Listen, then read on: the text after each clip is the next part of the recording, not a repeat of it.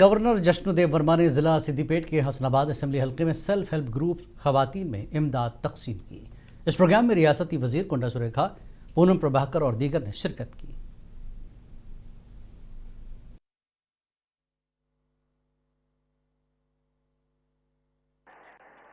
I am told that 499 small and 9 large steel banks are already operational in rural Siddipet, a testament to proactive governance.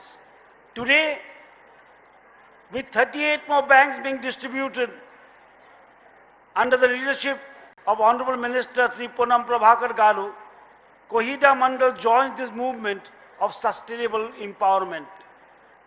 This is how real empowerment begins, by putting tools of change in the hands of women who understand community needs best.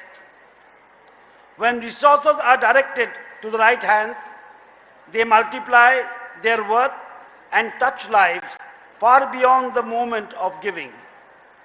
I also applaud the government's unwavering commitment to financial inclusion and through robust SHG bank linkages.